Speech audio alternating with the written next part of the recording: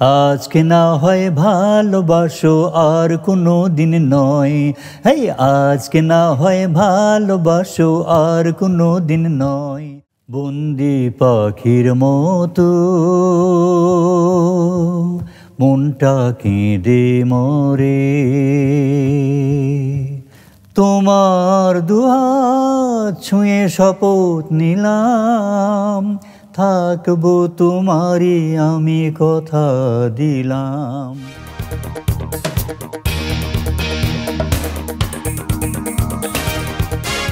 Rising BD special অনুষ্ঠানের আজকের এপিসোডে সকলকে স্বাগত। আজকে আমাদের অতিথি হিসেবে আছেন চিরতরুণ নবীন একজন কণ্ঠশিল্পী, যার নামটাই যথেষ্ট। নাম বললে সবাই এক নামে চিনে যাবেন। দীর্ঘ 60 দশকের বেশি তিনি আমাদেরকে গান শুনিয়ে আসছেন। তিনি আর কেউ নন, আমাদের সকলেরই প্রিয় জনাব খুরশিদ আলম। জনাব খুরশিদ আলম, আপনাকে আমাদের রাইজিং বিডি স্পেশাল অনুষ্ঠানে স্বাগত। আপনাকে অনেক ধন্যবাদ এবং রাজিন বিডিকে অনেক অনেক দোয়া থাকলো যেন আগামীতে আরও ভালো অনুষ্ঠান করে। আচ্ছা, তো আমরা সাধারণত শুরু করি শুরুর থেকে, কিন্তু আমরা শুরুটা করতে চাচ্ছি এখন থেকে। আমার খুবই জানতে ইচ্ছে করছে যে আপনার এই যে তারুণ্য ধরে রাখার রহস্যটা কি, কিভাবে এই বয়সেও আপনি এতটা প্রাণবন্ত এবং স্বতঃস্ফূর্ত, এই জিনিসটা আমার জানতে খুব ইচ্ছে করছে। আশা করি আমার দর্শকরাও সেটা না অবশ্যই। সবাইকে বলি যে আমি যেই প্রত্যেক লোকের একটা স্পেশাল ইয়ে থাকে না, যে আমি আমাদের দেশের মিনিমাম 60% লোকের একটা ইয়ে থাকে যে আমার একটা গাড়ি থাকবে, আমার একটা বাড়ি থাকবে, আমার ছেলে আমেরিকায় পড়বে কিংবা বাইরে পড়বে, সেটা এরকম প্রত্যেকেরই কম বেশি থাকে আর কি। তো এই দিক থেকে আমি খুব মুক্ত। আমার গাড়িও নাই, বাড়িও নাই, আর বিদেশে ছেলেমেয়ের যা পড়ালেখায় বাংলাদেশে করেছে, দুইটা মেয়ে আমার, দুইজনে একজন MBA করেছে, একজন MDS করেছে। আর আমার ডিমান্ড খুব কম, আমার চাহিদাটা অনেক কম। এটা আমার ব্যক্তিগত মত, যে আমি সবাইকে বলবো যে আপনারাও করেন এটা না। আমি এইভাবে চলতে চাই এবং এইভাবেই চলবো যতদিন আমি আল্লাহ পাক আমাকে জীবিত রয়েছে। সেটা হলো কি, যে অনেকে আছে যে অমুকের যদি সিঙ্গাপুরে বেড়াতে যেতে পারে, আমি কেন পারবো না, এই যে মানসিকতাটা, এইটা আমার ভিতরে নাই। আমি সবসময় মনে করি আল্লাহ আমাকে যেতে দিয়েছে, দ্যাট ইজ এনাফ। এর বেশি আমি করতে গেলে হয়তো হবে না, ডিপ্রেশনে ফ্রাস্ট্রেশনে থাকবো, ওগুলির থেকে যত দূরে থাকা যায়। আমার সবচেয়ে যেটা হলো যে আমার ধর্ম, আল্লাহ পাক, আমার ধর্মগ্রন্থ, আমার বাবা মার পরে যদি আমি কিছু করি, সেটা হলো সঙ্গীত। ওয়ালটন এখন দেশের সীমানা পেরিয়ে পৌঁছে গিয়েছে 50টিরও বেশি দেশে। ওয়ালটন, ঘরে ঘরে বিশ্বজুড়ে। আচ্ছা, তো আমি যদি বলি যে আত্মতৃপ্তি আপনার এই আজকের এই অবস্থানের একটা অন্যতম নিয়ামক, যে আপনি সবসময় আত্মতৃপ্তিতে আছেন, যে আপনার কোনো কিছু এবং এটা গানের জন্য। হ্যাঁ, তো এবার একটু শুরুর থেকে শুরু করি, শেষে। তা আপনার জন্ম কোথায় বা বেড়ে উঠলেন কোথায়? আমার জন্ম হলো আমি 1946-এ জন্ম। আগে এটা বগুড়াতেই ছিল, বগুড়া ডিস্ট্রিক্টের ভিতরে ছিল একটা সাব ডিভিশন জয়পুরহাট। এখন এটা একটা ডিস্ট্রিক্ট হয়েছে এবং আমার থানার নাম ছিল আগে খেতলাল, এখন কালাই হয়েছে। এবং এটা খেতলাল থানার নামটা খুব একটা সাংঘাতিক রকম ছিল, যেরকম ময়মনসিংহে একটা জায়গা আছে আপনার গফরগাঁও। তো আমার থানাটাও এরকম নাম করা ছিল। তো আমাদের প্রাক্তন প্রেসিডেন্ট মহোদয়, ওনাকে আমি বলেছিলাম যে স্যার এটা নিয়ে খুব আমি বিড়ম্বনার ভিতরে পড়ি। যখনই শুনে আমার থানা খেতলাল থানা, লোকে মনে করে যে খুব সন্ত্রাসী টাইপের। তা আমি ওনার কাছে চিরকৃতজ্ঞ, উনি এই জয়পুরহাট মহকুমাকে যখন ডিস্ট্রিক্ট করেছিলেন, তখন আমার থানাটা কালাই থানা নিয়ে আসছিলেন আর কি। আচ্ছা, আর আমার খুব বেশি 6-7 দিন কিংবা 15-20 দিন পরে আমার মা বাবা সবাই ঢাকায় আসে। আমার বাবা চাকরি করতেন বিসিসি রোডে একটা গভর্নমেন্ট স্কুল আছে বাংলাদেশ ঢাকা শহরে, নবপুর সরকারি উচ্চ বিদ্যালয়, নবপুর গভর্নমেন্ট হাই স্কুল আর কি। এইখানে আমার বাবা বাংলা শিক্ষক ছিলেন। আর আমাদের সবাই, আমার বাবারা 4 ভাই, ওনারা এডুকেশন ডিপার্টমেন্টে, কেউ মেডিকেল সায়েন্সে, কেউ মনে করেন যে ইংলিশ ডিপার্টমেন্টে। গানের কথা যেহেতু আসলোই, আপনি গানের মানুষ, গানে কিভাবে আসলেন এটা একটু যদি বলতেন। গান হয় কি যে তখন আমরা যখন স্কুলে পড়তাম, যে প্রত্যেক স্কুলেই গানের একজন শিক্ষক থাকতো, আবার ড্রয়িং করার জন্য একজন শিক্ষক থাকতেন, ড্রিল করার জন্য একজন শিক্ষক থাকেন, ধর্মগ্রন্থ পড়ার জন্য, সেটা ইসলাম হলে কোরআন শরীফ পড়ার জন্য, হিন্দু হলে গীতা পড়ার জন্য, বাইবেল পড়ার জন্য কিছু। তা আমাদের স্কুলে গানের শিক্ষক ছিলেন শেখ আবুল ফজল স্যার। উনিও রবীন্দ্রসঙ্গীতের শিল্পী ছিলেন, কিন্তু ওনার জীবনের সবচেয়ে দুঃখ যে উনি অডিশন দিয়ে ফেল করেছিলেন। শিক্ষক ভালো ছিলেন কিন্তু অডিশন দিয়ে ফেল করেছিলেন। আর আমার চাচা যে আবু হায়দার সাজুর রহমান, ওনার একটা গোষ্ঠী ছিল মেডিকেল কলেজ বেস, সেটার নাম ছিল ঢাকা শিল্পী সংঘ। তো ওনারা ওই কারমেন্টোলারতে একটা বাড়ি আছে আনন্দময়ী গার্লস হাই স্কুল, এখন ওটা রয় হাউস ছিল। সেখানে উনি ওই শুক্রবার করে ছেলে মেয়েদের নিয়ে গান বাজনা করতেন। কিন্তু এটা আমার দাদা, উনি ছিলেন ইন্সপেক্টর স্কুল ঢাকা রেঞ্জের, এবং ঢাকাতে একটা আজিমপুরের এইখানে একটা ওয়েস্ট এন্ড হাই স্কুল, ওইটার প্রতিষ্ঠাতা হেডমাস্টার ছিলেন। আমার দাদার খুব শখ ছিল না যে ছেলে মেয়েদের গান বাজনায় আসুক, এটাও ছিল না। আর আমরা যে জায়গায় মানুষ হয়েছে সেটা পরিবেশটা একদম রিভার্স ছিল আর কি, যে নাজিরা বাজার, কাজী আলাউদ্দিন রোডে যে হাজী সাহেব বিরিয়ানির দোকানের পিছনে বাসাটা ছিল, পাশেই মসজিদ, আর আশেপাশে যারা ছিলেন সবাই হাজী সাহেব ছিলেন, ব্যবসা করতেন। তো আমার চাচা ওই রবীন্দ্রসঙ্গীত প্র্যাকটিস করতেন, ওনার ওই রয় হাউসে আমরা প্র্যাকটিস করতাম। আর আমার বাসায় গান গাওয়াটা অসুবিধা ছিল, যে মসজিদ গান গাওয়া, তো ইচ্ছা যদি থাকে মানুষ অনেক কিছু করতে পারে। তখনকার দিনে আপনার অবশ্যই স্বীকার করবেন যে তখনকার দিনে ওয়ালগুলি ছিল 20 ইঞ্চি 30 ইঞ্চি। তা আমরা যে বাসাটা থাকতাম, এটা ফরিদপুরে একজন পীর সাহেবের ছেলের বাসা, এটা হিন্দুদের বাসাগুলি ছিল। সেখানে প্রদীপ দেওয়ার একটা জায়গা ছিল। তো ওই প্রদীপটা আপনি এই পর্যন্ত ঢুকাই দিতে পারতেন, ওই দিয়ে ভিতরে গলায় চিৎকার করে গান বেরোতো না বাইরে। আর স্কুলে প্র্যাকটিস করতাম। আর তখন যেটা ছিল সেটা হলো যে বেতারে একটা অনুষ্ঠান হতো, 45 মিনিটের একটা চাং ছিল, সেটা হলো স্কুল ব্রডকাস্টিং।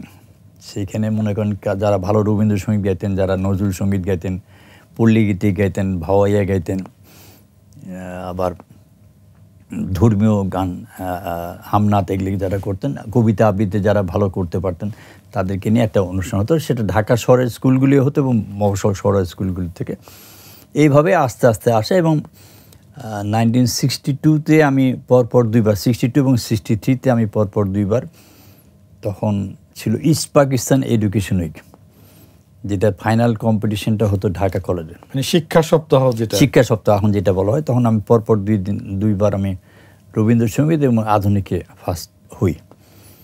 তখন আমি যে স্কুলে পড়তাম, নবপুর গভর্নমেন্ট হাই স্কুলে, তারা যারা বন্ধুবান্ধব ছিল তারা বলে তুমি গান করলে ভালো করবে। কিন্তু আমার অসুবিধা হলো আমার দাদা। তো আস্তে আস্তে আমার চাচা এবং দাদা বললো যে ঠিক আছে, আমি তো করলাম না গান, আমার ভাতিজাটা করুক, যদি ডিরেল হয় তাহলে আমি ব্রেকটা ধরবার। তো আমি যখন এটাকে আমার পেশা হিসাবে নেই, তখন আমার চাচা আমাকে যেভাবে বুঝিয়েছিলেন সেটা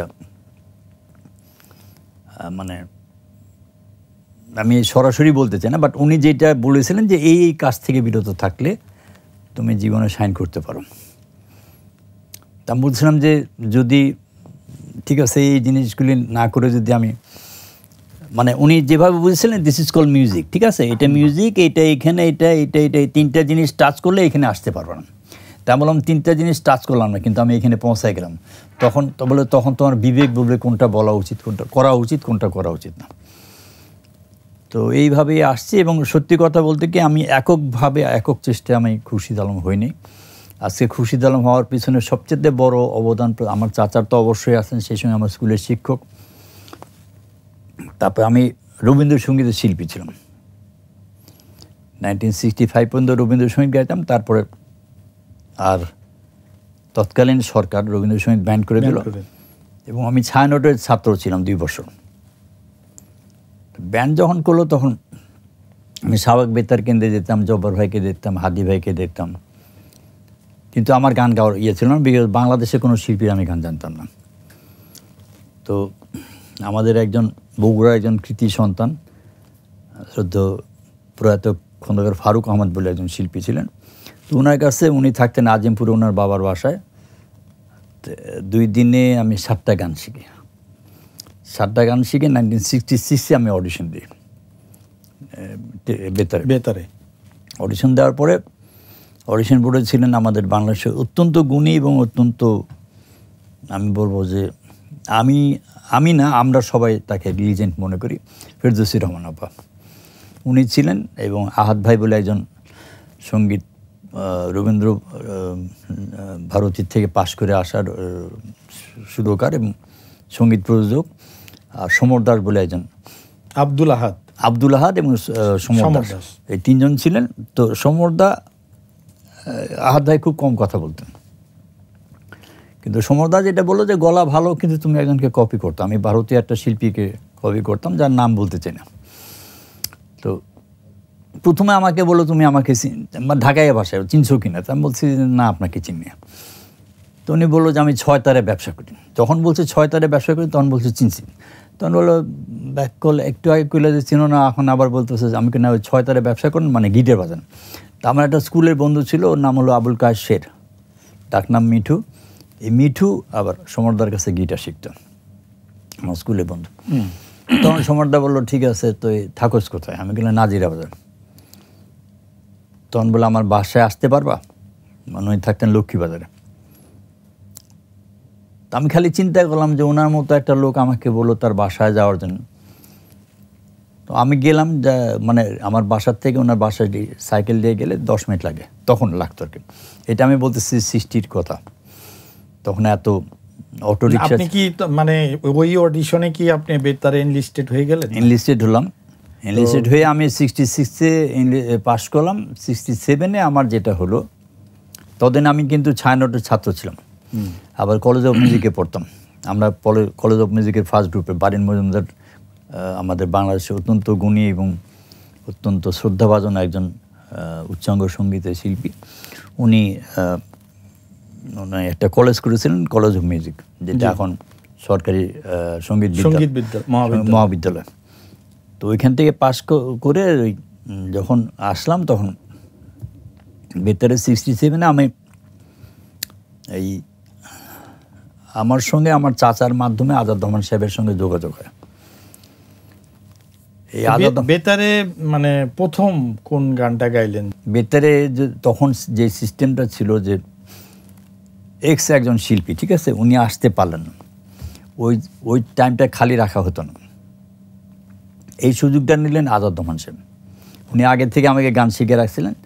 তো একই দিনে 2টা গান করলাম। আমি যে চেকটা পেয়েছিলাম সেটা 20 টাকার চেক 67-এ। তো একটা গান হলো কেরানীগঞ্জে, ভদ্রলোক যিনি গীতিকার, ওনার বাড়ি কেরানীগঞ্জে, কবি সিরাজুল ইসলাম সাহেব, এবং উনি জীবনে কোনোদিন লুঙ্গি ছাড়া পাজামা পরতেন না, রাবারের জুতা, লুঙ্গি, পাঞ্জাবি। তো ওনার লেখা গান, সেটা হলো তোমার 2 হাত ছুঁয়ে শপথ দিলাম, থাকবো তোমারই আমি কথা দিলাম। আর এটা সুরকার আজাদ রহমান সাহেব। আবার আজাদ রহমান সাহেবেরই সুরে বাংলাদেশে অত্যন্ত গুণী এবং অত্যন্ত জনপ্রিয়, এবং আমি তার আরও পরিচয় আছে যে আঞ্জুনা আপার বড় বোন জিনাত রেহনার মা, জীবন আছে জামালের একটা গান, সেটা আবার রিভার্স গান। মানে তোমার 2 হাত ছুঁয়ে শপথ নিলাম গানটা এক স্টাইলের, আর তোমার চঞ্চল দুনয়নে বলো নাকি খুঁজছোটা আর এক স্টাইলের। তো তখন HMV পাকিস্তানের যে HMV ডিস্ক প্ল্যানটা, এটা পাকিস্তানের করাচিতে ছিল। তো এইখানে একটা লিয়াজা অফিস ছিলেন, যেটা চিফ ছিলেন কলিম শরাফি ভাই, বাংলাদেশে অত্যন্ত গুণী এবং অত্যন্ত শ্রদ্ধাভাজন একজন রবীন্দ্রসঙ্গীত শিল্পী। আর রোজি লতিফ বলে একজন ভদ্রমহিলা ছিলেন লিয়াজা অফিসার। তারা এই বেতারে যে জনপ্রিয়তা পাওয়া, সেটা হাদি সাহেবের হতে পারে, ফেরদৌসী রহমানের হতে পারে, সাবিনা ইয়াসমিনের হতে পারে, মাহমুদ নবী সাহেবের হতে পারে, যে যাদেরই হতো সেই গানগুলি তারা টেপটা পাঠাতেন পাকিস্তানে। তো আপনি যে 2টো গানের কথা বললেন, আমি যদি ভুল না করে থাকি, এই গানগুলো এখনও বেতারে বাজে, হ্যাঁ, অবশ্যই। টেলিভিশনে বাজে। তো এটা কত সালে গান ছিল? 67। তো আজকে যদি একটু শুনতে চাই আপনার কাছে এই দুটো গানের যে কোনো একটি আমাদের যদি একটু না, শোনান। অবশ্যই। চঞ্চল দুনয়নে বলো নাকি খুঁজছো, চম্পানা করো বিনা পলসের গুচ্ছ। চঞ্চল দুনয়নে বলো নাকি খুঁজছো, চম্পানা করো বিনা পলসের গুচ্ছ। চঞ্চল দুনয়নে বলো নাকি খুঁজছো, চম্পানা করো বিনা পলসের গুচ্ছ।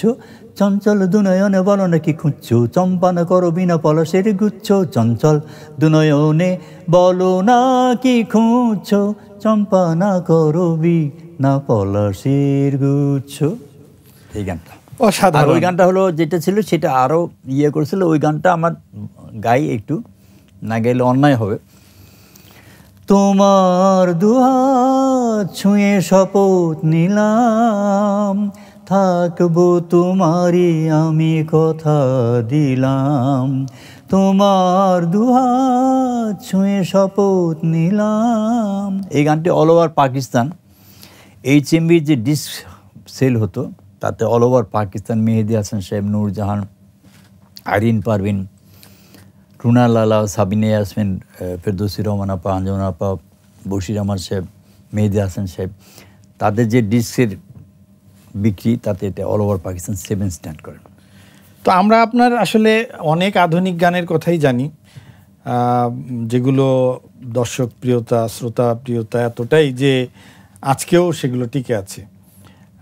যেমন আমি একটা গানের কথা আমার এই মুহূর্তে মনে পড়ছে, যে সাগর দেখে তৃপ্ত দু চোখ মুগ্ধ তোমার, মুগ্ধ তোমার মন, জানো না তো তার বুঝনিতটা ঢেউয়ের আঘাতে আড়ালে ঢাকা কত কত ক্রন্দন। এই যে গান, এই যে অসাধারণ কথা এবং সুর এর যে, এবং আপনাদের গায়কী, তো ওই সময় আসলে আপনার অনেকগুলো আধুনিক গানই মনে করতে পারি। খালি আমি একটা বলি, আমার একক না, প্রত্যেকটা শিল্পীর।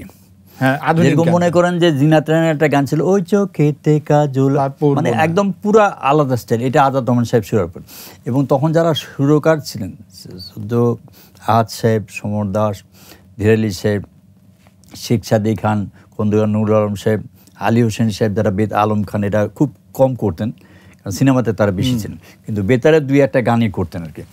আচ্ছা, সিনেমার কথা যখন আসলো, আসলে আপনি তো আপনি বেতারে যে গানটা বললেন আমি ওইটা বলে নিই। হ্যাঁ, যে সাগর দেখে তৃপ্ত চোখ মুগ্ধ তোমার মন, এটা যখন করলেন, এটা গীতিকার ছিলেন মোহাম্মদ রফিকুজ্জামান সাহেব। মোহাম্মদ রফিকুজ্জামান সাহেব লেখলেন, লেখে সব করে দেখে যে হয় না, উনি তখন 600 গান পুড়ে ফেললেন। 600 গান পড়ার পরে এই গানটাই প্রথম উনি আবার লিখলেন। আমার জীবনে একটা শ্রেষ্ঠ গান গাওয়ার সুযোগ হলো আর কি।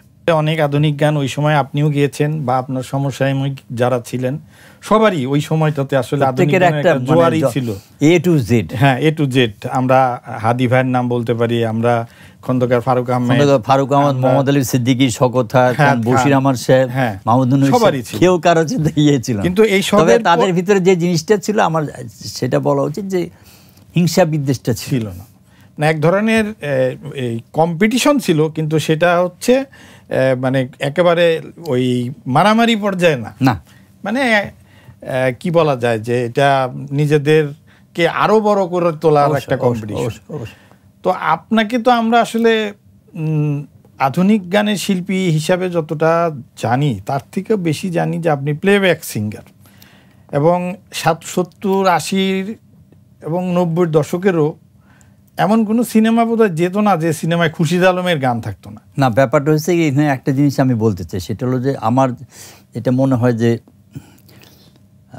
নায়করাজ রাজ্জাককে লিপে আমি বেশি লিপসিং করেছি, ঠিক ভয়েস দিছি। এটার কারণটা যে আমার যেটা বিশ্বাস সেটা হলো যে ওনার ভয়েসে আগে লিপে আগে ভয়েস দিতেন মোহাম্মদ আলী সিদ্দিকী এবং খন্দকার ফারুক আহমেদ।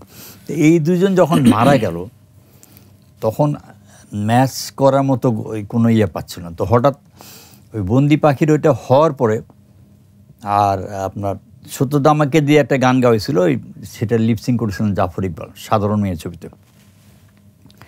আবার এই সত্যদা আবার আমাকে দিয়ে আপনার মানুষের মন ছবিতে একটা গান গাইছিলেন, ছবি যেন শুধু ছবি না আজ কেন তাই মনে হয়। এটা গাজী ভাইয়ের লেখা এবং সত্যদা শুরু করে, এটা রাজ্জাক সাহেবের লিপি আসে। তখন থেকে যারা সুরকার তাদেরই একটা ইয়ে হয় যে এই খুরশিদ আলমকে দিয়ে ফিল আপ দি ব্ল্যাঙ্কস করা যাবে, ঠিক আছে, ওই দুইজনের।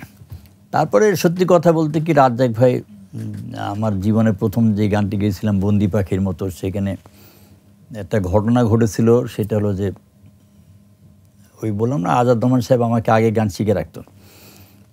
তো উনি আগন্তুক ছবি পেয়েছিলেন এবং এর আগে উনি নিজে কলকাতায় আপনার প্রিয়ঙ্গদা বলে একটা ছবি করেছিলেন, সেখানে মানবেন্দ্র এবং প্রতিমা মুখোপাধ্যায় বন্দ্যোপাধ্যায়কে দিয়ে গান গেছে। তা আমাকে দিয়ে এখানে আপনার উনি যে এক সোলো গান গাবেন এটা উনিও ভাবেন নাই, আমিও ভাবিনি। উনি আমাকে বললেন যে একটা কোরাস গান আছে, তো সোহরাব ভাই হলেন মেন সিঙ্গার, কোথায় নজরুল সঙ্গীত গায় সোহরাব ভাই, তাকে দিয়ে উনি একটা গান গাইছিলেন এবং এই গানটা খুব স্মরণীয় গান। এই জন্য বলি যে সোহরাব ভাইকে দিয়ে কিন্তু কেউ আধুনিক গান গাওয়ানোর চেষ্টা করে নেয়, he is the first man যেখানে চেষ্টা করেছিলাম। তো গানটা ছিল সোহরাব ভাই মেন সিঙ্গার, আমরা তিনজন ছিলাম, মানে ধোয়া বলে যেটা ধোয়া ধরে না, ধোয়া, হ্যাঁ, ওইটা ছিলেন আব্দুর রব্বুর, একজন পল্লীগীতি শিল্পী ছিলেন, শ্রীনগরের বাড়ি। আর একজন টিসিবিতে চাকরি করতেন মিয়া মোহাম্মদ বদরুদ্দিন ফ্রম চিটগাঁও। আর আজাদ রহমান সাহেব আমাকে নিলে, তিনজনকে নিয়ে সোহরাব ভাই গাইতেছে ওরে দেখ ভেবে তুই মন আপন চেয়ে পর ভালো তোর পরের চেয়ে ধন, তখন আমরা ওরে দেখ ভেবে তোর মন এইটা করে। তখন আজাদ রহমান সাহেব বললো যে আমার চাচার লেখা গানটা আমাকে শিখিয়ে দিল যে এই গানটা একটু তুমি শিখো, বন্দি পাখির মতো। তাহলে আমরা কি বলতে পারি যে প্লেব্যাক সিঙ্গার হিসেবে আপনার প্রথম গান বন্দি পাখির মতো? অবশ্যই।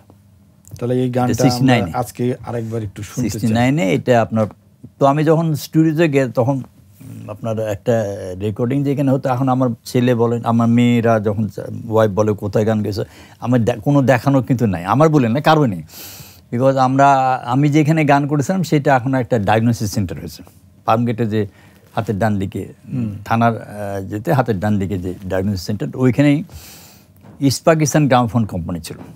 এটা ডাইরেক্টর ছিলেন আপনার খানাতুর রহমান সাহেব, ফেরদৌসী রহমান, সানাদ রহমতুল্লাহ এবং সালাউদ্দিন সাহেব, রূপবান খ্যাত সালাউদ্দিন সাহেব পরিচালক, তো এখানে ছিলেন। তো ওইখানে যখন গাইতে গেলাম, পরিচালক ছিলেন বাবুল চৌধুরী, এই ছবির আগন্তুক ছবির পরিচালক ছিলেন বাবুল চৌধুরী, আর প্রযোজক ছিলেন ইফতেখার আলম সাহেব। তখন আমি ইন্টারমিডিয়েটে পড়ি কলেজ অফ মিউজিকে, তো অনেক পাতলা পুতলা লোক গেছি। প্রডিউসার সাহেব আমাকে দেখে আজাদ রহমান সাহেবকে বলছে আপনি শিল্পী চেঞ্জ করেন। তখন আজাদ রহমান সাহেব যেটা বলেছিল এই কথাটা আমার কোনো আত্মীয় কিংবা অন্য কোনো সুরকার বলতো কিনা সন্দেহ, সে বললো যে আপনি যদি আমি এই ছেলেকে ঠিক করেছি নায়করাজ রাজ্জাককে লিপে গাওয়ার জন্য, যদি আপনি না ইয়ে করেন আপনার ছবির সুরকার আমি করবো না। এত বড় স্যাক্রিফাইস কেউ করেন। তখন উনি কেন জানি প্যাক আপ করার পরে একটা কথা বলা ভালো যে বাসায় ভয় পায় না এরকম কোনো পুরুষ নাই। তো উনার ওয়াইফ বলেছিল তোমার দুহাত ছুঁয়ে স্বপ্ন দিলাম গানটা যে ভদ্রলোক গিয়েছে, তখন আমি ভদ্রলোকের পরিচয় পড়ি না, তাকে দিয়ে গাওয়াতে হবে, আমি সেই ব্যক্তি। কিন্তু উনি ইফতেখার সাহেব ওইটা বুঝতে পারেন, উনি বাসায় গেছেন গান কোথায় গান কেন হয়নি, না একটা পাতলা পুতলা ছেলে আসছে ওইটা হয় না। পরে খোঁজ নিয়ে দেখে যে আমি সেই লোক। তখন আবার এই গানটা যখন প্যাক আপ হয়ে যায় তখন নায়করাজ রাজ্জাক তার বাসায় আমাকে নিয়ে গেছিল।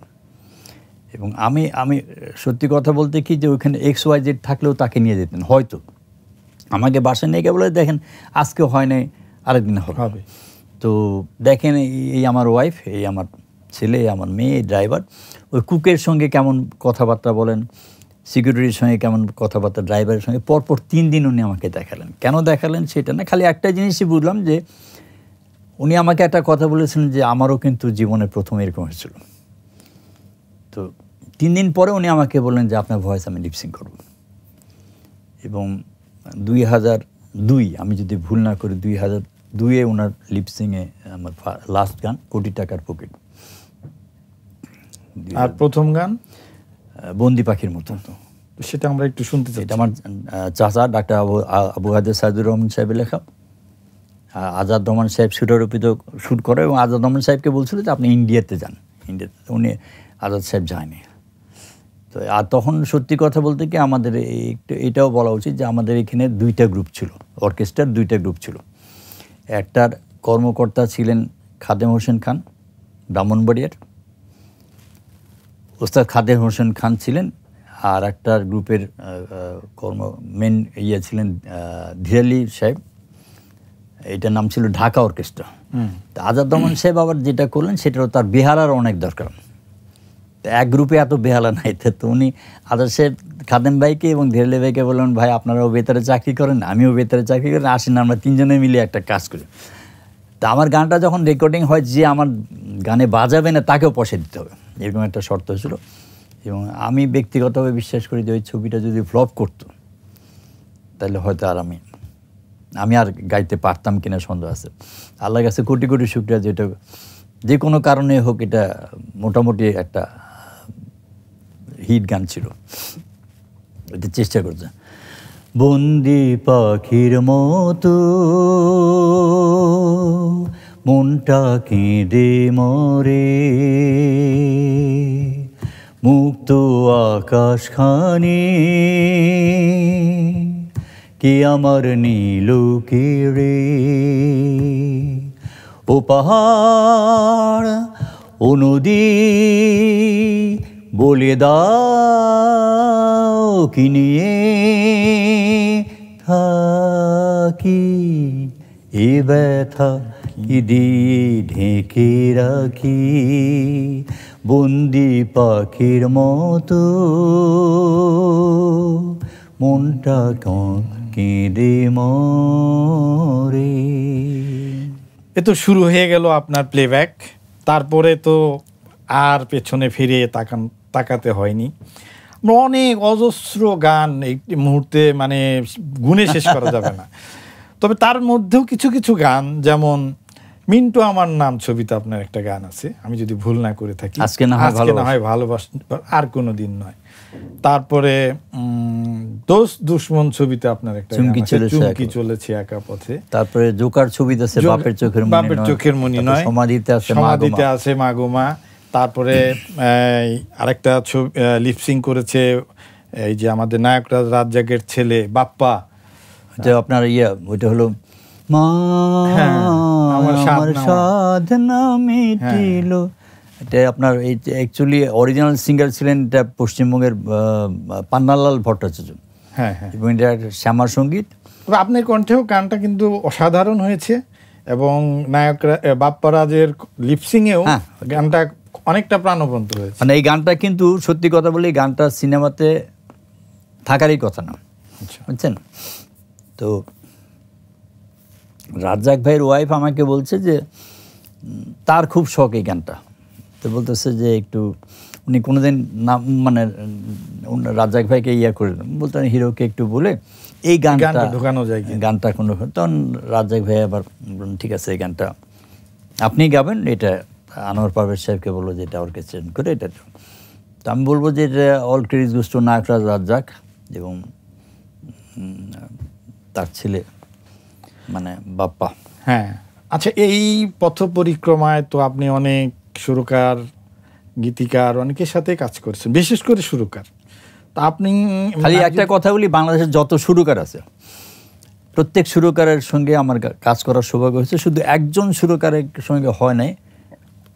কেন হয় নাই সেটা আমি নিজেও জানি না, সেটা আহমদ ইমতিয়াজ বুলবুল সাহেব, বাদ বাকি আলাউদ্দিন আলী হোসেন সাহেব, তারপরে সুবল দাস, দেবু ভট্টাচার্য, তারপরে মনসুর আহমদকে বাংলাদেশের লোকেরা ভুলে গেছে, তাই না? কিন্তু মনসুর আহমদ বেসিক্যালি যদি তার অরিজিনাল দেখেন, মনসুর আহমদ সাহেবকে ইবনে মিজান সাহেব মিসইউজ করেছেন। আমি তাকে ছোট করতেছিলাম, শ্রদ্ধা ভরে বলি যে ওনাকে দিয়ে নকল ছবি করাতে করাতে লোকের এমন একটা খারাপ হয়ে গেছে, মনসুর আহমদ মানে নকল গান করে। কিন্তু এই মনসুর আহমদ যে আবার নিজে সুর করলে ভালো করে, এটার বিচার করে।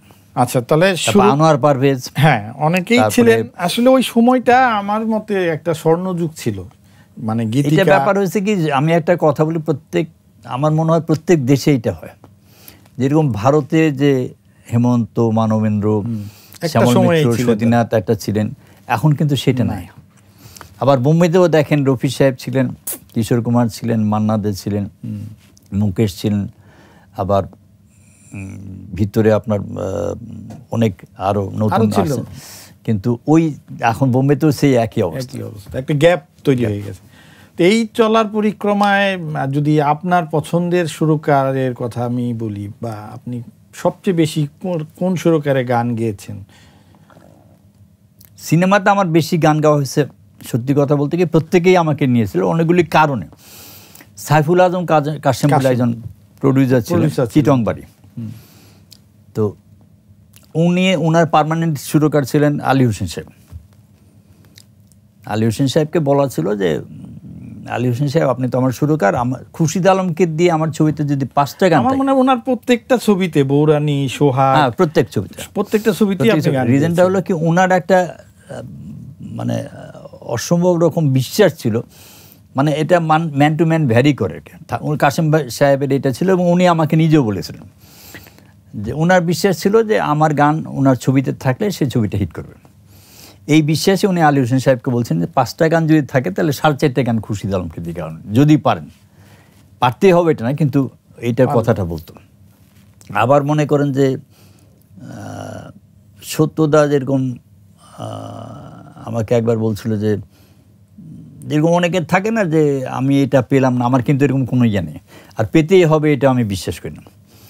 কিন্তু সত্যদা এই সমাধি ছবিতে যখন গান গাওয়ালো, রাত্রে 12টা রেকর্ডিং শেষ হওয়ার পরে সত্যদা বললো এই গানে তুই পুরস্কার পাবি। আমাকে সত্যদা কপালে থাকলে পাবো কে, পুরস্কার পাওয়ার জন্য আমি কিন্তু গান গাই না, আমি একটা ইয়ে করি যে হ্যাঁ অন্তত ছবি যেন চলে। যেরকম সুবলদা একজন সুরকার ছিলেন, সুবলদার সবচেয়ে বেশি গান করেছে আমাদের বাংলাদেশের আপনার সৈয়দ আব্দুল হাদী ভাই, এবং সুবলদার গান করেছে না, অনেক সুরও উনি করেছেন। সৈয়দ আব্দুল হাদী সাহেব কিন্তু বহু সুরের মানে ছবির সুরকার। আচ্ছা। এবং সুবলদা খুব চেয়েছিল যে হাদী ভাই নামটা যাক সুরকারের, হাদী ভাই এটা চায়নি সুরকার হিসেবে, উনি চেয়েছিলেন শিল্পী হিসেবে। আমি বলি যে আমাদের দেশে যে মোহাম্মদ আব্দুল জব্বার সাহেব, মাহমুদ নবী সাহেব, আর মারা গেছেন ফারুক, খন্দকার ফারুক আমার সাহেব, মোহাম্মদ সিদ্দিকী, বশির আমার, এনারা একটা লিজেন্ড ছিলেন। জব্বার ভাই একজন লিজেন্ড ছিলেন। ব্যক্তিগতভাবে যদি বলেন মোহাম্মদ আব্দুল জব্বারের বিকল্প আপনি পাবেন না, খন্দকার ফারুকের বিকল্প আপনি পাবেন, মোহাম্মদ আলী সিদ্দিকী সাহেবের বিকল্প পাবেন, বশির আমার সাহেবের বিকল্প পাবেন না। হাদী ভাইয়ের আমি বলি যে হাদী ভাই প্রত্যেক লোককে মরতে হবে। হাদী ভাইয়ের একটা গান আছে, আছেন আমার মুক্তার আছেন আমার বাইশটা, এইটি গানটা ওই হাদী ভাই গেতে পেরেছে, অন্য কোনো শিল্পীর পক্ষে আমি কাউকে ছোট করতেছি না, যেটা সত্য সেটাই বলতেছি। অনেক হয়তো গান হতো, কারোর জন্য কিছু বসে থাকে না, কিন্তু হাদী ভাই যে ফিলিংস দিয়ে গিয়েছে অত দরদ মাখা মনোরে যে জায়গাটা, এটা বহু লোকের হতো না। এটা আমরাও শুনি, তো আমরা শ্রোতা হিসাবেও আমি ব্যক্তিগতভাবে একমত, মানে ব্যক্তিগতভাবে বলি যে মনে করেন রুথিনের উপরে মানে এত উপরে কেউ যেতে পারে, কিন্তু হাদী ভাই যেটা গেছে এটা বহু শিল্পী দিতে পারবে না। আচ্ছা, তো এই যে প্লেব্যাকে আপনি অনেক ডুয়েট গানও গিয়েছেন, তো ডুয়েট গানের ক্ষেত্রে আপনি মানে থাকে না একটা যে স্বাচ্ছন্দ্যবোধ বা একটা মিক্সিং আমাদের দেশে আমি সাংঘাতিক আমি বলি যে একজনের সঙ্গে আমি গাইতে পারিনি, এটা আমার শিল্পী হিসাবে ব্যর্থতা। She is Ferdousi Rahman. কারণ ফেরদৌসী আপাকে এখন আমি 80 বছর, ওনাকে যে সম্মান করি, যখন আমার 18 বছর ছিল তখনও সেই সম্মান করতাম। যার জন্যে রাজা হোসেন আর একজন সুরকার ছিলেন, এই খাদেম ভাইয়ের ভাই শেখ সাদী, রাজা হোসেন খান, শেখ সাদী চাচারও ভাই, উনি আর সুজিও শ্যাম, এনারা দুজন মিলে রাজা শ্যাম নামে সুরকার, যেরকম শঙ্কর জয়কিশন ছিল, লক্ষ্মীকান্ত প্যাল ছিল, তিনারা করতেন। ছবির নাম হলো ঢেউয়ের পরে ঢেউ, মেঘের পরে মেঘ, এরকম ছিল। তা আমাকে দিয়ে একটা গান গাওয়াবে, কিন্তু গানের লিরিক্সটা ফেরদৌসী আপা দেখার পরেই গান গাওয়ার আগে বলছে আমাকে এই গান আমাকে দিয়ে গাওয়া না, এটা খুরশিদ আমার সামনে গাইতে পারবেন। তো ওনাদের হলো শিল্পী গাইতে পারবেন কেন? তো টেক করলো, ওই লাইন যখন আসে তখন আমি আর পারি না, মানে ফেরদৌসী আপার সামনে এই কথা বলার মতো দৃশ্যতা আমার নেই, এবং এখনও পারবো না আমি। কিন্তু না, সেটা ঠিক আছে যে ফেরদৌসী রহমানের সাথে এক ধরনের শ্রদ্ধাবোধের জায়গা থেকে আপনি হয়তো অনেক গানই ওইভাবে, এটা ব্যর্থতা, মানে ব্যর্থতা বলবো না, থাকে একটা। কিন্তু এছাড়া যাদের সাথে আপনি গিয়েছেন, সাবিনা ইয়াসমিন ছিল, রুনা লায়লা ছিল, শাম্মী আক্তার ছিল, রুলিয়া রহমান, রুলিয়া, জম্বা রহমান, শাকিলা জাফর, তারপর শাম্মী আক্তার। কারদের মানে কার সাথে বেশি স্বাচ্ছন্দ্য বোধ আমার করছেন বা আপনি বেশি গেয়েছেন কার সাথে? সবচেয়ে বেশি গাওয়ার সুযোগ হয়েছে সাবিনা। আর সত্যি কথা বলতে কি, আমি গান আপনি যেটা শুনেছেন সেটা ফিনিশ গুডস তো। হ্যাঁ, তো ভিতরে যে কত গন্ডগোল এটা আপনারা কেউ দেখেন না, কিন্তু আমি এখনও বলি যে এখন স্বীকার করতে কোনো অসুবিধা নেই, যেটা সত্য সেটা সত্য কথা সবসময় শিখে। আমার কখন ধরবো কখন ছাড়বো কয়বার গাওয়া এটা আমার মনে রাখতে পারতাম না, অর্ডারটা আমি মনে রাখতে পারতাম। এই রুনা, সাবিনা, সানাদ রহমতুল্লাহ এরা সাংঘাতিক, ইভেন শাম্মী আক্তারও। হয় কি আমার ওই গান গাইতে খুব ভালো পারি, কিন্তু অর্ডারটা হয়তো যেরকম একটা গান আছে সত্যতারই প্রতিনিধি ছায়াছবির, এটা এখনও অনেক ফিমেল আর্টিস্টের পক্ষে অসুবিধা। যৌবনটা এক প্রেমপত্র, থাকবে না তাতে কোনো শর্ত, তুমি আর আমি, আমি আর তুমি, তুমি আমি, আমি তুমি, দুজনে দুজনকে চিরদিন ভালোবেসে যা। এই যে অর্ডারটা এটা আমার খুব ভুল হইতো, যার জন্য সাবিনার কাছে আমি গ্রেটফুল, রুনালের কাছে grateful. Same thing happen with Sanad Rahmatullah. সাংঘাতিক রকম খুরশিদ ভাই ধরেননি এখন, কিন্তু আপনার প্রশ্ন এটা সাংঘাতিক কথা, যার জন্য আমার গানের টাইমে আমি অনেকেই লেখার দরকার হয় না, কিন্তু আমি এটা এফ, এটা এম, এটা এফ, এটা এম করে মেল ফিমেল করে লিখে দিতাম। আচ্ছা, আরেকজন শিল্পীর প্লেব্যাকের ক্ষেত্রে খুবই মানে ভূমিকা আছে, বিশেষত 70, 80, 90 দশকে এন্ড্রু কিশোর। এন্ড্রু কিশোর সম্পর্কে আমার স্কুল ফ্রেন্ড আছে, প্রথম আলোর সম্পাদক, ও আমাকে বলছিল এক কথায় এন্ড্রু কিশোর সম্পর্কে বলতে হবে, এক কথায়। এন্ড্রু কিশোর সম্পর্কে আমি এখনও বলি যে আসলাম, জয় করলাম, চলে গেলাম। আনপ্যারালাল ভয়েস, ওর ভয়েসটা ওই যে কয়দিন ছিল, যে কয়দিন জীবিত ছিল এই গানগুলি গেয়েছে, এইটার জন্য হয়তো আল্লাহ পাক তাকে পাঠিয়েছে। এটা আমার ব্যক্তিগত মত, আমি কাউকে ছোট করতেছি না, বড়। বাট এন্ড্রু কিশোর আসলাম, জয় করলাম, চলে গেলাম। আপনি তো স্টেজ প্রোগ্রামও করেছেন অনেক, আল্লাহর কাছে অনেক শুকরিয়া, অনেক অনেক করেছেন। স্টেজ প্রোগ্রামে মানে আপনার কোন গানগুলোর বেশি মানে আমি যাই, আমার কিছু দুর্বলতা আছে, যেরকম যে সাগর দেখে তৃপ্ত চোখ, এই গানটা আমি মানে লাইভে টেলিভিশনেও গাই। এটা আমার ব্যক্তিগত একটা কারণে, ঠিক আছে, আপনাকে বলছি যে আমার ভাগ্নের ব্যাপার ছিল, আরও অনেক কিছু কারণ আছে যা জানতো। আর একটা গান আছে, এটা সমরদার সুর করা। তা আমাকে বলে এইটা কেন গান, আমাকে এই দুইটা শিল্পীরও তো পছন্দের কিছু গান আছে, তাই না? আর তারপরে মনে করেন যে একদিন আমি চাঁদপুরে একটা ফাংশনে গেছিলাম, তো এস এম হেদায়েত বলে একজন শিল্পী আর আলী হোসেন সাহেব সুরারোপিত, এটা বাংলাদেশ বেতারে একটা কমার্শিয়াল সার্ভিসের গান। আলী হোসেন সাহেব ছবি নিয়ে ব্যস্ত ছিল, তো বলতেছে যে একটাই করতে হবে, তো করেছিলেন। তো গানটা ছিল, ওই আঁকা বাঁকা নদীর ধারে ছিল এক কোকিলা বন্ধু, বন্দেছে তারে আঁকা বাঁকা নদীর ধারে। এই গানটা আমি চাঁদপুরে গেছি, তা একজন অধ্যাপক আসছেন। তো সত্যি কথা বলতে কি, সব গান তো মনে থাকে না, তো ওই টাইমে আমার মনেও ছিল না। তো ওই ভদ্রলোক এসে বলতেছে, আপনি যদি এই গানটা, আমাকে ভাই আমার তো মনে নাই, আমি কয় আপনি কিছু মাইন্ড করেন, আমি উনি লিখে দিলেন, তখন তো আর না করা যাবে, তখন গাইছিলাম। তা আছে কিছু গান টান থাকে, যেরকম এটা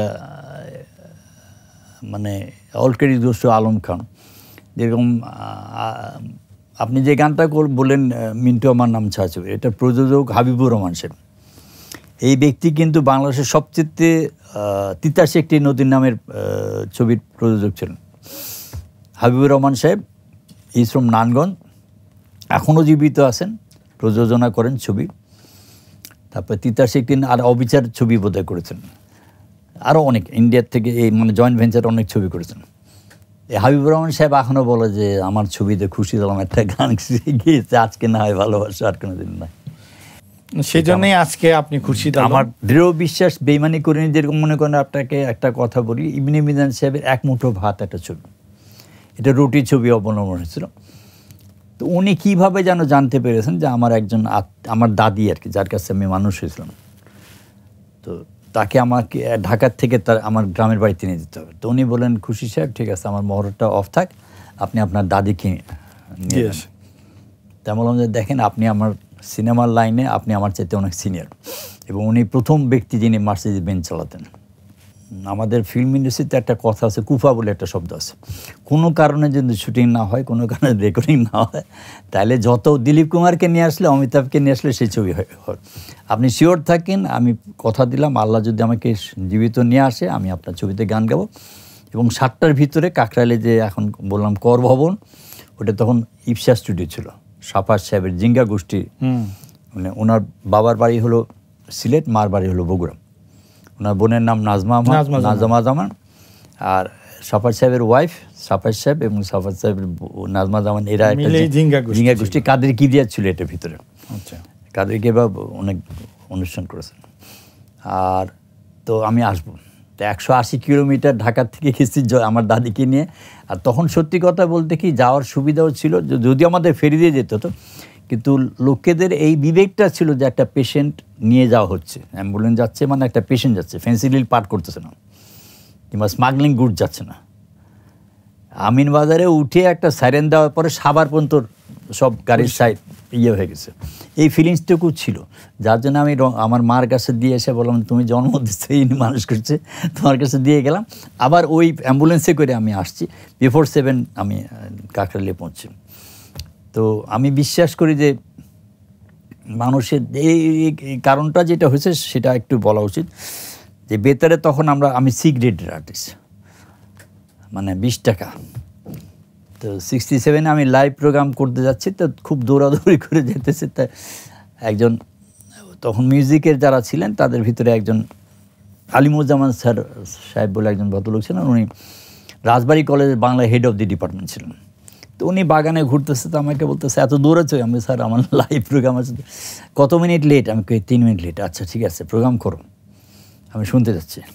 তখন কিন্তু যারা মিউজিক ডিপার্টমেন্টে চাকরি করতেন তারা প্রত্যেকে গান শুনতো, এসিএল লেখার মতো করতো। আর গান হয়ে গেলে আবার বললো, গান হয়ে গেলে তুমি আমার এখানে এসো। গান গেয়ে আমি আসছি, আসার পরে গলা ভালো, তোমার টাইম সম্পর্কে কোনো জ্ঞান নেই। এবং উনি একটা কথা বলেছেন, you will be kick out from this station, next time 1 minute late করবে। ওই যে 67-এ 1 মিনিট লেট হয়েছে না, কিক আউট। এখন পর্যন্ত আজকে আমি 1 ঘন্টা 2 ঘন্টা আগে আসছি, কিন্তু 5 মিনিট পরে আসি না, সেটা আমরা দেখেছি সবসময়। আচ্ছা, নতুন প্রজন্মের প্রসঙ্গে একটু আসি। নতুন প্রজন্মের অনেকেই কিন্তু আপনার গান গায়, আপনি নিশ্চয়ই সেটা শুনেছেন বা আপনি জানেন বিষয়টা। আমরাও দেখেছি অনেক স্টেজ প্রোগ্রামে অনেকেই আপনার গান দিয়েই শুরু করে, অথবা আপনার গানের সিকুয়েল, মানে 4টা 5টা আপনার গানই এক জায়গায় করে তারা একটা না গায়। তো এই বিষয়ে আপনার অনুভূতিটা কি, বা নতুন প্রজন্ম যারা গাচ্ছে তাদের সম্পর্কে আপনার প্রজন্ম আসছে? আপনাকে বলি যে এনটিভিতে একটা ক্লোজ আপ হয়েছিল, এটা আপনার লিভার ব্রাদার্স করেছিল, ইন্ডি লিভার করেছিল। তো এটার মেন ইয়ে ছিলেন আসিফ ইকবাল, আরেকজন ভদ্রলোক ছিলেন তানভীর খান, এরা মিলে এনটিভিতে এটা করেছে। আর চ্যানেলে হয় আপনার সেরা কণ্ঠ, খুদে গানরাজ, আর টিভিতে গান বাউলি না, এগুলি সব হয়। এখন যে সমস্ত শিল্পী আসছে, দে আর এডুকেটেড শিল্পী, আর দে আর ভেরি ট্যালেন্টেড, 1 নম্বর। কিন্তু প্রবলেম যেটা হলো সেটা হলো যে আমরা যে সমর দাস, যে আব্দুল আহাদ, যেই ধীরালি সাহেব, যেই আপনার রাজা হোসেন খান, যে লোককে যাদের জন্য আজকে আমি খুরশিদ আলম, সৈয়দ আব্দুল হাদি, মাহমুদুল নবী সাহেব, প্রত্যেকের যেরকম আছে, এদেরও হতো, কিন্তু ওই প্রপার গার্জিয়ান পাচ্ছে না। আমার এটাই আমি বলতে চাই, তারা ওয়েল স্টেপ, মানে খুবই ভালো, খুব তাড়াতাড়ি গান উঠাতে পারে, ভালো ভালো ইয়ে করতে পারে, কিন্তু অসুবিধা হলো কোনটা করা উচিত, কোথায় করা উচিত, কিভাবে করা উচিত, এইটার যে সামান্যতম যে একটা গাইডলাইন, এইটা দেওয়ার মতো লোক পাচ্ছে না তারা। তাহলে আমাদের অঙ্গন আরও বেটার হতো বলে আমি বিশ্বাস করি। আমরাও সেটা বিশ্বাস করি। আর গানটা হচ্ছে একটা পরম্পরা, আপনি আপনার আগের থেকে নিয়েছেন, আপনি আবার আপনার পরের জনকে দিয়ে যাবেন, এটাই নিয়ম। তো আমরা অনেকক্ষণ আপনার সাথে কথা বললাম, এখন আমরা শেষের পথে প্রায়। তো আমরা আপনার একটা গান শুনতে শুনতে আমরা বিদায় নিব। তার আগে আমি আমার দর্শকের কাছে বিদায় নিয়ে আসি। দর্শকবৃন্দ, আজকে আমরা আমাদের অত্যন্ত প্রিয় শিল্পী খুরশিদ আলম ভাইয়ের সাথে কথা বললাম। তার অনেক স্মৃতি, অনেক কথা, আসলে সেগুলোই অল্প সময়ে শুনে শেষ করা সম্ভব না, কারণ ওনারা হচ্ছে জীবন্ত কিংবদন্তি। আমি যদি ভুল না করে থাকি, উনার প্রজন্মের সম্ভবত উনি এখন একমাত্র, হাদি ভাই আছে, রফিকুল আলম আছে, হাতে গোনা 2-3 জন আছে, বেশিরভাগই আমরা হারিয়ে ফেলেছি। তো এই যে অতীতের কথা শোনার মতো মানুষ আমাদের মাঝে এখনো আছেন, এবং তার সাথে কথা বলতে পেরে আমি যারপরনায় গৌরবান্বিত এবং ধন্য। আমি দোয়া করব উনি আরও দীর্ঘদিন সুস্থভাবে আমাদের মাঝে থাকবেন, আমাদেরকে গান শোনাবেন, নতুন নতুন গানও শুনতে চাই, আর ওনার পুরনো গানগুলো তো আছেই। তো আপনারা সকলে ভালো থাকবেন। আমরা খুরশিদ ভাইয়ের গান শুনতে শুনতে আজকের অনুষ্ঠান থেকে বিদায় নিব। আল্লাহ হাফেজ। যারা দেখছেন তাদেরকে আমার আন্তরিক ধন্যবাদ এবং শুভেচ্ছা। আর আমি খালি একটা কথা বলতে চাই যে আপনাদের এই ইয়ের মাধ্যমে, যে বাংলাদেশ স্বাধীনতার আগে বলবো না, স্বাধীনতার পরের থেকে সবচেয়ে ক্ষতিগ্রস্ত হয়েছে মানে আমাদের শিল্পীদের। যে আমি একটা জিনিস কিছুতেই মানে বুঝাতেও পারি না, বুঝতেও পারি না, যে দেশে গীতিকার রয়্যালটি পায় সেই দেশে ওই গানের শিল্পী কিন্তু পাচ্ছে না। তো এটা যদি সুরা করতো তাহলে আমার মনে হয় না যে আমাদের শিল্পীদের কিছু হলেই যে সরকার যে একটা মানে দুস্থ শিল্পীর মতো হয়, এটার থেকে বিরত হওয়ার একটাই কারণ। এখনও সময় আছে, যদি জানি না আমাদের টাইমে দেখে যেতে পারবো কিনা, তারপর নেক্সট জেনারেশন যেন দেখতে পারে। আর আমি যদি কোনো ভুল ত্রুটি করে থাকি, কোনো ভুল তথ্য দিয়ে থাকি, আশা করি ক্ষমা সুন্দর দৃষ্টিতে দেখবেন। আর আমার যদি কোনো ভুল হয় সেটা বেয়াদবি নেবে না। আপনারা ভালো থাকবেন, বাংলা গান শুনুন, বাংলাদেশের গান শুনুন, দেশকে ভালোবাসেন, আমার জন্য দোয়া করবেন। আর আপনাকে অনেক অনেক ধন্যবাদ। আমরা একটা গান শুনতে চাচ্ছিলাম। অবশ্যই আপনি যেটা বলছেন সেটাই গাই। মিন্টু আমার নাম ছবি, গীতিকার দেওয়ান নজরুল সাহেব, সুরকার প্রয়াত আলম খান। এটা আপনার আমাদের সোহেল রানা লিপসিংয়ে ছিল, এটি গাওয়ার চেষ্টা করছে।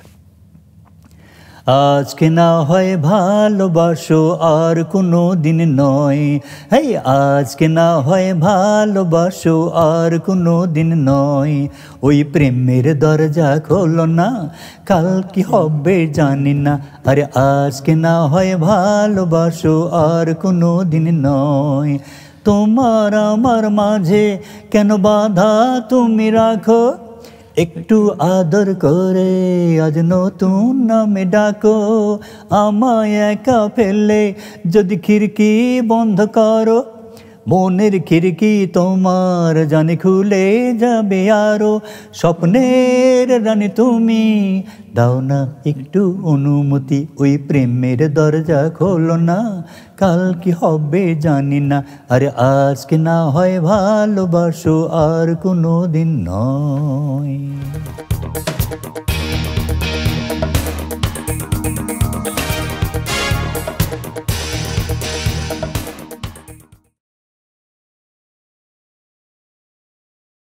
ওয়ালটন এখন দেশের সীমানা পেরিয়ে পৌঁছে গিয়েছে 50টিরও বেশি দেশে। ওয়ালটন, ঘরে ঘরে বিশ্বজুড়ে।